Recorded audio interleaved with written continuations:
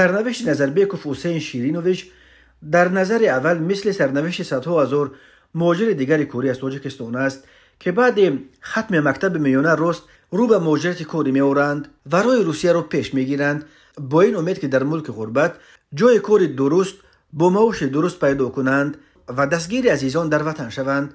حسین نظربیکوف که 2 اکتبر سال 2005 در دهه ورنگ نویه اشکاشم ولایت مختار کوهستان بدخشان دیده به جهان شده است و حالا همگی 18 سال دارد. با همین امید برابر ختم مکتب به روسیه آمد، جای کارم یافت و بله خانواده‌اش که دیده امید به سویش دوخته بودند برای کارش در روسیه دعا می‌کردند. چندین دفعه پولم فرستاد، اما یک فلاکت در جای کار این جوان تاجیک از زندگی هنوز چیزی ندیده را از دست و بازو محروم ساخته برای ماه‌ها به کت بیمارستان بستری کرد و محتاج کمک گرداند.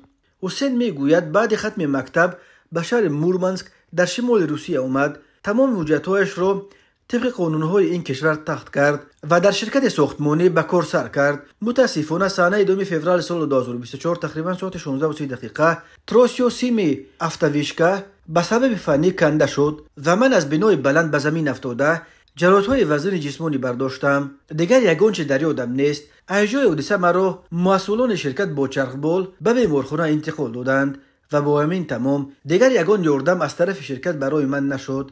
نقل میکند حسین نظربیکوف. برای جراحی و طبابت و احیای سلامتی حسین 800,000 روبل لازم است، چون که هر روز طبابتش در بیمارستان 8,000 روبل است و او باید بیش از 3 ماه طبابت بگیرد. مهاجران زاده ولایت مختار کوهستان بدخشان برای طبابت حسین بیش از 350,000 روبل جمع آوردند، ولی این برای طبابت پوره این جوان تاجیک کافی نیست. به این خاطر حسین به همه هموطنان مراجعت میکند که وابسته به قدرت و توانایی خود کسی چقدر میتواند برای طبابت او کمک کند. آنهایی که میخواهند به حسین نظربیکوف برای طبابتش کمک رسانند میتوانند یوره خود را بین حساب‌های بانکی گذرانند.